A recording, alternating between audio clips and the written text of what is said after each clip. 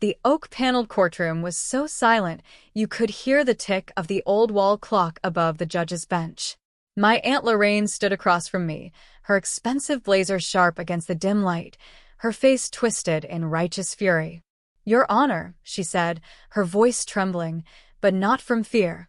"This young woman owes me $250,000. I raised her when no one else would. That's 20 years of food, clothes, school fees, everything. And she's repaid me by stealing my late husband's watch and smearing my name all over town."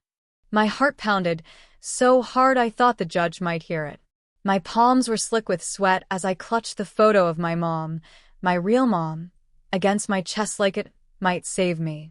The judge, a gray-haired woman with sharp eyes that missed nothing, leaned forward.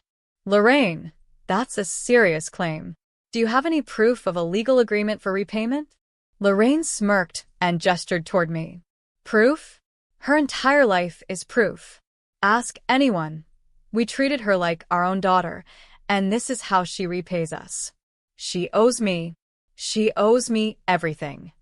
Every eye in the courtroom was on me. The gallery was packed, neighbors, old classmates, even my ex-best friend Amber, who looked like she'd shown up just to watch me drown. My voice cracked as I spoke. "Your Honor, she's lying. She didn't raise me out of love. She raised me to control me, to own me. And if you'll let me explain, I can prove it." The judge's expression hardened. "Then prove it," she said. "But you'd better make it convincing." Lorraine's lawyer smirked like the game was already over. Lorraine herself crossed her arms, confident I was about to crumble. But what none of them knew, what I'd kept hidden for years, was that I had something in my bag that would shatter her story to pieces. Something Lorraine thought she'd buried forever. I reached inside, my fingers brushing the edge of the envelope. And then the judge's gavel came down. "Court will recess for 10 minutes, she said. Gasps rippled through the room. Lorraine's smug look faltered just slightly. I stood there, staring at her, my hand still on the envelope. My whole world, the pain, the betrayal, the nights I'd cried myself to sleep, was about to explode into the light. But before I could even take a breath, someone behind me whispered, just loud enough for me to hear, "You don't know the whole story, Rachel. And when you do, you might wish you'd stayed quiet." My name is Rachel Carter. I was 23 the day my aunt dragged me into that courtroom and accused me of a debt I didn't know. But to understand how we got there, how my whole life became a public battlefield, you need to know where it all began. I was 8 when my mom died in a car crash on a rainy Texas night. My dad had been gone long before that, leaving us for a new family in another state. Aunt Lorraine and Uncle Dave, Mom's older sister and her husband, took me in. On the surface, they were heroes. They had a big house in Houston, 2 shiny cars, and enough money to make problems disappear. At first, I was grateful. Lorraine hugged me, whispered that I was safe now, and promised to love me like her own. She painted my new room lilac just like Mom had. She baked cookies the first night, and I cried into her shoulder, thinking maybe I wasn't so alone. But little cracks showed early, like how she'd remind me, even then, to remember who's feeding you. Or how she'd tell strangers loudly, we saved her from foster care. Poor thing had nowhere to go. Uncle Dave was quieter, kinder. He'd sneak me candy when Lorraine wasn't looking and tuck me in at night with stories about brave kids who faced impossible odds.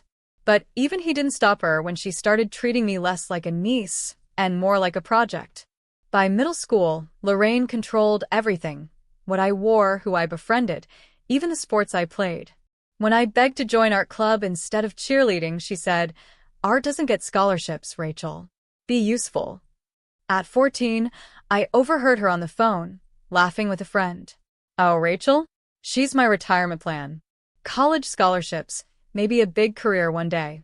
All this money we're spending, she'll pay it back." The words burned into me. Pay it back? I'd thought family didn't keep score. But Lorraine did.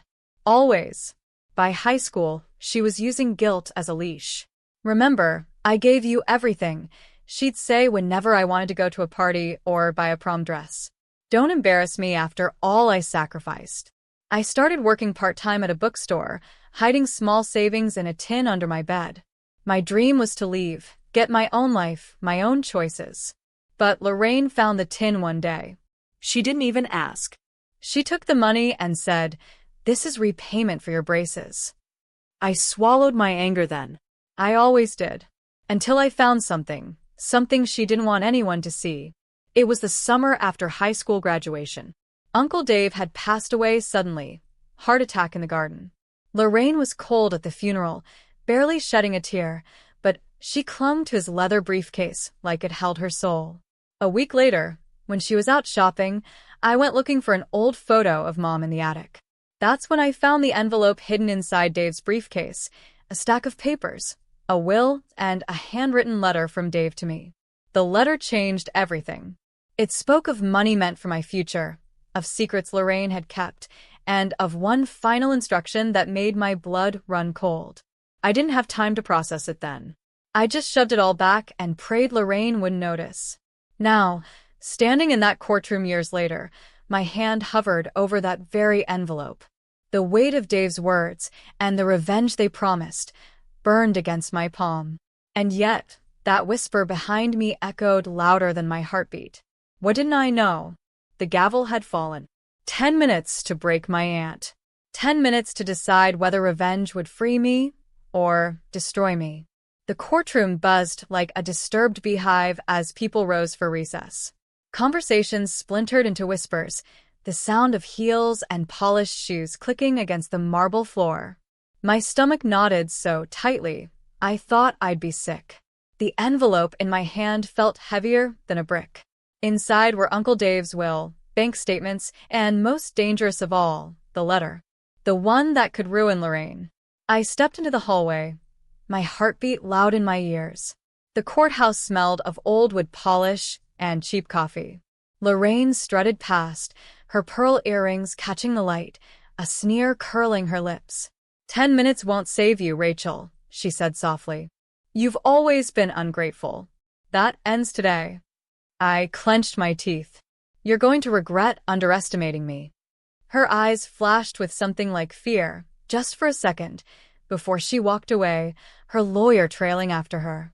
I turned toward a quiet corner near the vending machines, trying to steady my breathing. That's when I heard soft footsteps behind me. You're in deeper than you realize. I spun around. It was Amber, my ex-best friend. Her once bright eyes were now sharp with suspicion. You're here to watch me crash? I asked bitterly. She folded her arms. I'm here because Lorraine called me last night. She said you were going to smear her name in court. And Rachel, her voice dropped to a whisper. She showed me something. My pulse quickened. What are you talking about? Amber pulled out her phone and turned the screen toward me. It was a video, grainy but clear enough. Me, 17 years old, standing in Lorraine's kitchen with a wad of cash in my hands. The video cut off just as Lorraine's voice shouted, "That's Uncle Dave's emergency fund." "That's a lie," I said, my throat dry. She gave me that cash to deposit in the bank. She staged that. Amber's face was unreadable. The jury won't know that. The walls seemed to close in on me. Lorraine had planned this. She'd been preparing for years, saving every petty moment she could twist into a weapon. But then I remembered Dave's letter, the part that made my blood run cold. His words weren't just instructions, they were a map. I slid the envelope halfway open and reread the shaky handwriting. Rachel, if Lorraine ever tries to claim what's yours, show the judge the clause in the trust. But be careful, she's got things hidden. Look behind the false panel in the study wall. And don't trust anyone too quickly, not even the people you think are on your side. False panel. Study wall. Hidden things. The recess clock was ticking. If what Dave hinted at was real, Lorraine might have hidden evidence, maybe even proof she'd been siphoning my college fund. I stuffed the letter back and glanced around. The courthouse walls suddenly felt unsafe. Even Amber's presence prickled my skin. You're playing with fire, Amber said. Just be sure you're ready for what you're about to do. Before I could answer, a man's voice interrupted. Miss Carter? I turned. It was a tall man in a gray suit, unfamiliar but official-looking. His badge flashed as he approached. The judge would like to see you in chambers before we reconvene. Amber melted back into the crowd, leaving me with my racing thoughts. Inside the judge's chambers, the room smelled faintly of old books and fresh coffee. Judge Whitaker sat behind her desk, peering at me over reading glasses. "Rachel," she said evenly, "you're about to accuse your aunt of fraud, coercion, and emotional abuse. That's serious. If you're bluffing, it will destroy your credibility." I swallowed hard. "I'm not bluffing." She studied me for a long moment. "Then you'd better have something bulletproof." I held up the envelope. "I do." But even as I said it, doubt slithered in. Dave's warning, "Don't trust anyone," echoed in my head. What if the judge wasn't as neutral as she seemed? What if Lorraine had already gotten to her? A knock on the chamber door startled us. A bailiff poked his head in. "Ma'am, we've just had an unexpected development." The judge frowned. "What kind of development?" The bailiff's eyes flicked to me, then back to her. "The Houston Chronicle just got an anonymous tip about this case. They're outside with cameras, and someone slipped them a bank statement." My heart nearly stopped. Only two people had access to the papers, me and Lorraine. The judge's expression tightened. "Court resumes in 3 minutes." She turned to me, her voice low. "If you have a bomb to drop, Rachel, now's the time. Because this just became a circus." I left the chambers trembling, the envelope clutched like a lifeline. The hallway was chaos, reporters outside, Lorraine pretending to look shocked, Amber nowhere to be seen. Then, just as I reached for the courtroom door, a hand grabbed my arm. A familiar voice, low, urgent, and terrified, hissed in my ear. "Rachel, don't go in there yet. There's something you need to see first. It's about your mom, and it changes everything." The voice belonged to someone I hadn't seen in years. Mark, my mom's childhood friend. His hair was grayer now, his face lined, but his eyes were the same, steady and piercing, like they could see straight through lies. "Mark," I whispered, "what are you doing here?" He pulled me into a deserted stairwell, shutting the door behind us. "I promised your mom I'd watch out for you if anything ever went wrong," he said, his voice low. "But what I just found out, Lorraine's been lying about more than money." My breath hitched. "What are you talking about?" He reached into his coat pocket and pulled out a crumpled photograph. It was old, sun-faded, and worn at the edges. My mom and Mark stood together on a pier, both smiling wide. And next to them, arms slung around my mom's shoulder, was my dad. But his arm wasn't on her shoulder, it was on Lorraine's waist. I stared. That's not possible." Mark's voice hardened. "Your aunt and your dad had an affair before your parents split." Dave knew. "It's why your mom left that night, why she was so distraught when she drove into the storm." The photograph trembled in my hands. My stomach lurched. My aunt's betrayal was deeper than I'd ever imagined. "Why didn't you tell me sooner?" I asked, my voice breaking. "Because I didn't have proof until now," he said. "Lorraine made sure of that." But Dave suspected. "That's why he set up the trust, why he warned you." The courtroom buzzer echoed faintly through the stairwell, signaling the end of recess. Panic surged through me. "I have to get back in there," I said. "She's going to paint me as a thief." Mark grabbed my shoulder. "Then don't just expose her for the money. Expose her for everything." I hesitated, my mind spinning. Dave's letter had mentioned a false panel in the study wall, hidden things. If she'd covered up an affair and stolen my college fund, what else had she buried? Back in the courtroom, the reporters were buzzing like flies over fresh fruit. Lorraine sat at her table, her hands folded sweetly, her eyes gleaming like a snake's. Amber had slipped into the gallery, avoiding my gaze. The judge's gavel cracked the air. "Court is back in session. Miss Carter, you may proceed." My legs felt like lead as I approached the witness stand, the envelope still clutched in my hand. My voice trembled at first, but steadied as I faced Lorraine. "My aunt wants you to believe she raised me out of love. But what she really raised me on," I said, pulling out the photograph, "was lies." Gasps rippled through the gallery. Lorraine's face went sheet white. This, I continued, holding the photo high, is Lorraine, having an affair with my father before my mother's death. And here's Uncle Dave's letter confirming it. I unfolded the paper, reading aloud. If she ever tries to claim Rachel's future, remind her she already stole her past. Lorraine leapt to her feet, her voice sharp as broken glass. That's not true. That photo is fake. The judge silenced her with a glare. Sit down, Mrs. Barker.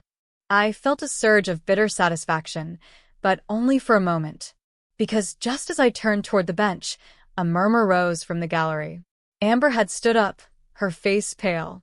Your Honor, Amber said, her voice trembling. There's something Rachel doesn't know. Lorraine isn't the only one who lied.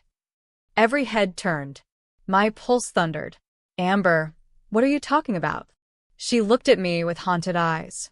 The night before Dave died, I was at the Barker house. He wasn't alone when he collapsed.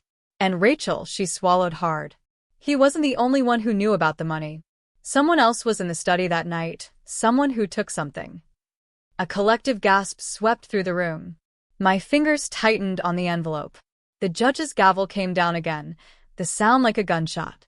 Miss Carter, Miss Adams, approached the bench. As I stepped forward, my mind reeled. Who else had been in the study that night? And what had they taken? Amber's eyes flicked nervously toward the back of the courtroom. I followed her gaze, and my blood turned to ice. Standing in the doorway, half hidden by the crowd, was my father. Alive. Watching. For a moment, the entire courtroom disappeared. All I could see was the tall, broad-shouldered man in the doorway, the man I'd spent 15 years believing had abandoned me. Dad. The words slipped from my lips like a fragile secret. He stepped forward, his expression unreadable. The fluorescent lights glinted off the silver streaks in his hair. People turned to stare, the gallery buzzing like a hive ready to swarm. Lorraine's face drained of color, and for the first time that day, real fear flickered in her eyes. The judge rapped her gavel sharply. Order. Who is this? My father's voice was calm, almost too calm. Name's Paul Carter. Rachel's father. A ripple of gasps filled the room.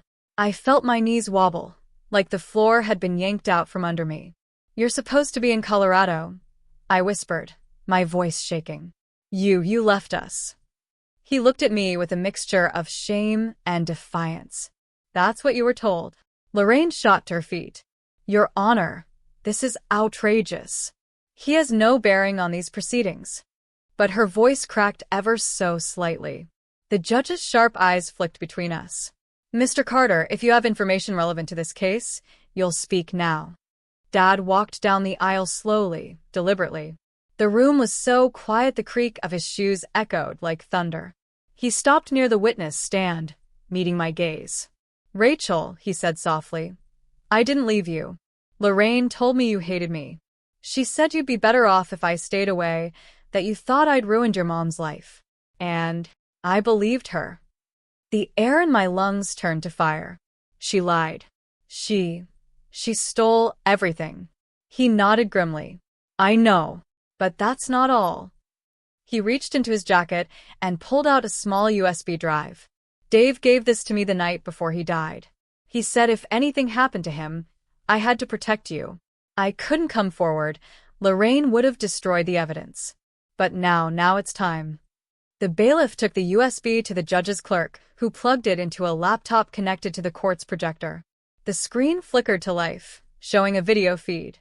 At first, it was just the study in Lorraine's house, dimly lit, the camera's angle crooked.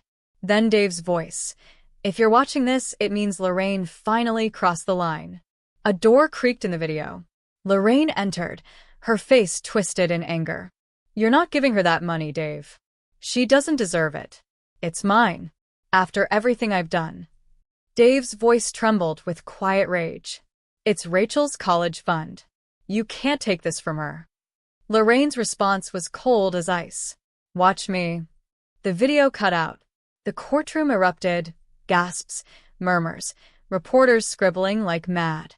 Lorraine's lawyer scrambled to object, but the judge silenced him with a single glare. Mrs. Barker, she said, This is damning evidence. Lorraine turned toward me, her mask slipping. You think you've won? She hissed. You have no idea what you've just unleashed. Her words sent a chill down my spine. But before I could reply, the judge spoke again. Given this revelation, I'm inclined to dismiss your claim entirely, Mrs. Barker, and perhaps open an investigation into your actions. Lorraine stumbled, her composure cracking. But then she straightened, her lips curling into a bitter smile. You think that was my only card? She said. Rachel, you've been so focused on me, you didn't notice the person standing right beside you. I turned sharply, just in time to see Amber slip something small into her purse. A flash drive. My heart dropped. Amber, what did you do? She looked at me with tears brimming in her eyes. I'm sorry, Ratch. Lorraine offered me money, enough to save my mom's house. I didn't think you'd actually find the proof. My chest tightened like a vice. Amber, my childhood friend, the girl who held my hand at Mom's funeral, had been working with Lorraine all along. The judge's gavel slammed down, calling for order. But her voice barely cut through the roar in my head. Lorraine smirked, even as the bailiff approached her. This isn't over. That drive Amber has? It's not what you think. And when it surfaces, you'll wish you never opened that envelope. I stood frozen, my world tilting. My father had returned, my aunt was exposed, my best friend was a traitor, and now some mysterious piece of evidence was out of my hands. As the bailiff escorted Lorraine out, she turned back one last time, her voice soft but deadly. Your mom's accident wasn't an accident at all. The courtroom dissolved into chaos, reporters shouting questions, the judge pounding her gavel, voices overlapping like crashing waves. But Lorraine's last words echoed above it all. Your mom's accident wasn't an accident. My throat tightened until I could barely breathe. My father reached for me, but I stepped back. Did you know? I whispered. His face crumpled. Rachel, I suspected, but I didn't have proof. The bailiff ushered everyone out while the judge ordered a full recess until the next day. Outside, cameras flashed like lightning and microphones shoved toward my face. I pushed through the crowd, Amber trailing behind, her eyes red and swollen. Ratch, please, Amber begged, her voice hoarse. I didn't know she'd go that far. Save it, I snapped. You made your choice. Mark appeared from the throng, his presence steady, like a rock in a storm. You can't go home tonight, he said urgently. Lorraine's people will be looking for you. Her people? I asked, startled. She's not just some manipulative aunt, Mark said. Dave hinted she was involved with shady investors, money laundering through his business. That trust fund wasn't the only thing she hijacked. My pulse pounded. And now she thinks I'm a threat. Mark nodded grimly. If she's hinting her mom's death wasn't an accident, she's desperate. Desperate people do stupid things. Amber sniffled behind us. I can help fix this. That flash drive, Lorraine said it was her insurance policy. Maybe it proves what she did to your mom. I wanted to scream at her. I wanted to trust her. Both feelings tangled in my chest like barbed wire. Then give it to me, I said flatly. She hesitated, clutching her purse. Not here. Too many eyes. Meet me tonight, Cedar Creek Bridge, midnight. I'll bring it. Mark shot me a warning glance, but I nodded. Fine. Midnight. The bridge was cloaked in fog, its steel beams disappearing into the night sky. The air smelled of damp wood and distant rain. My father waited in Mark's truck down the road. He'd insisted on backup, but I wanted to face Amber alone first. Amber appeared, her hood pulled up, clutching the flash drive like it might burn her. Here, she whispered, handing it over. The moment my fingers closed around it, headlights flared at the far end of the bridge. A black SUV barreled toward us, tires squealing. Amber's eyes widened in terror. Run, she cried. I bolted, my sneakers slapping the wet planks. The SUV screeched to a halt, and two figures in dark clothes jumped out. One lunged for Amber, the other for me. A rough hand yanked my arm, but Mark's truck roared onto the bridge, its headlights blinding. My dad leapt out, swinging a tire iron. Let her go, he shouted. The attackers scrambled back toward the SUV. One of them, tall, lean, familiar, turned just before climbing in. In the brief flash of light, I saw her face. Lorraine. She wasn't supposed to be free, she was supposed to be in custody. The SUV screeched off into the fog, leaving only the echo of its tires. I gasped for breath, clutching the flash drive. Amber collapsed to her knees, sobbing. Mark helped her up while my father pulled me close. "We need to see what's on that drive," he said. Back at Mark's small, cluttered office, we plugged the drive into his laptop. The screen flickered folders, encrypted files, videos. One folder was labeled Accident. My hands trembled as I opened it.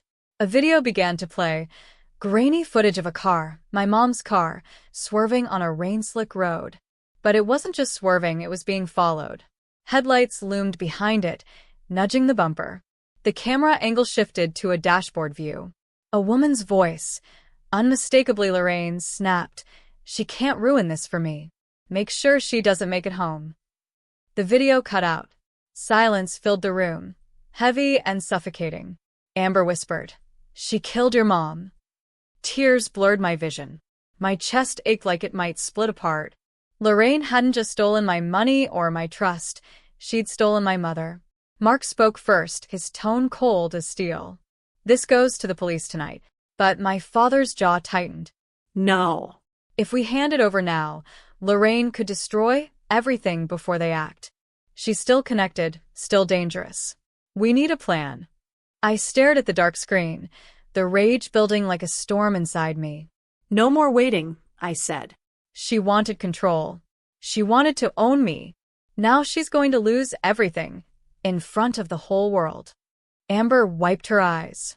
"What are you going to do?" I picked up the flash drive, the weight of it grounding me. "Tomorrow in court I'll play this." But before that, my voice lowered, sharp and cold. "We're going to make sure she's there to watch her empire crumble. And I'm going to use her own greed to trap her." Mark and my father exchanged a look, part fear, part admiration. But outside the office, in the quiet street, a shadow moved past the window, a silhouette watching, waiting. Lorraine wasn't done yet. The courthouse parking lot the next morning buzzed like a hornet's nest. Reporters swarmed the steps, cameras flashing, voices barking questions. The headlines had already exploded overnight. Family feud turns criminal. Aunt versus niece in $250,000 scandal. But none of them knew the full story yet. I tightened my grip on the flash drive in my pocket. My father walked beside me, jaw clenched, while Mark followed a few steps behind, scanning the crowd for threats. Amber trailed at a distance, her face pale. Inside, the courtroom felt hotter than the Texas summer outside. Lorraine sat at her table, perfectly composed in a navy dress, her pearl earrings catching the light. If not for the memory of her voice ordering my mother's death, she could have been any well-bred Southern lady. The judge entered, her gavel cracking like thunder. "We will resume proceedings." Lorraine's lawyer stood, his tone slick as oil. "Your Honor, my client is prepared to present new evidence undermining Miss Carter's claims." I cut him off. "So am I." The judge's sharp eyes darted to me. "Miss Carter, do you have something the court should see?" My heart pounded as I handed the flash drive to the bailiff. The courtroom lights dimmed, the projector flickered, and the video began. First, the grainy clip of the rainy road appeared, the headlights of my mother's car, then the SUV looming behind her, nudging her bumper. Gasps rippled through the gallery. The second angle came on, Lorraine's unmistakable voice, icy and cruel. "She can't ruin this for me. Make sure she doesn't make it home." The room erupted.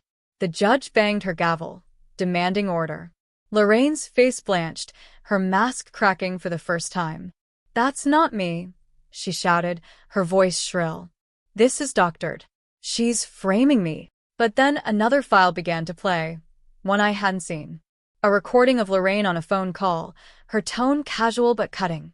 "If Rachel ever gets too close, use the bank statements. Make her look like a thief. She's too soft to fight back." The judge's expression hardened like stone. "Mrs. Barker, these recordings are damning."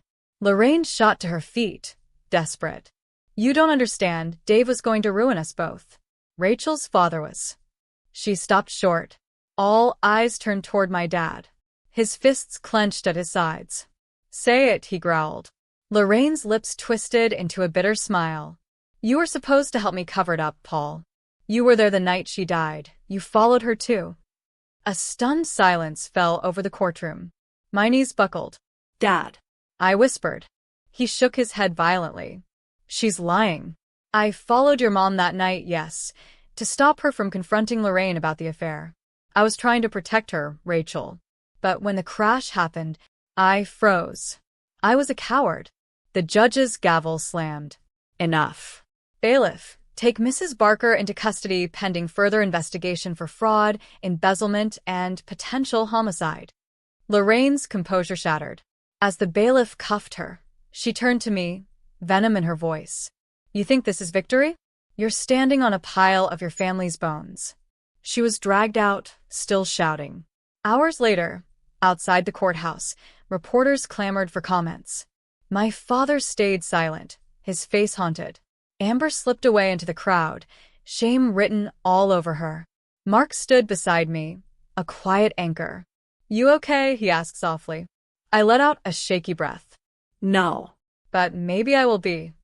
He gave a small, sad smile. Dave would be proud. I looked toward the horizon, the Houston skyline blazing gold in the setting sun. Lorraine's words replayed in my head. You're standing on a pile of your family's bones. Revenge hadn't felt like triumph. It felt heavy. Later that night, we gathered at Mark's office to decide the next step. My father sat slumped in a chair, eyes glassy. I should have told you the truth years ago, he said. Your mom deserved better. You deserved better. I swallowed hard.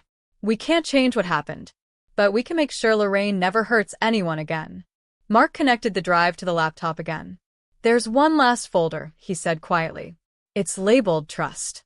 Inside were documents proving that the $250,000 Lorraine claimed was hers had always been a college fund Dave protected for me, along with a list of accounts she'd drained. Enough evidence to ensure her conviction. I stared at the screen, a bittersweet mix of triumph and sorrow washing over me. The revenge I'd sought was complete, but at the cost of every illusion I'd had about my family. My father reached for my hand. Rachel, can you ever forgive me? I hesitated, then placed my hand in his.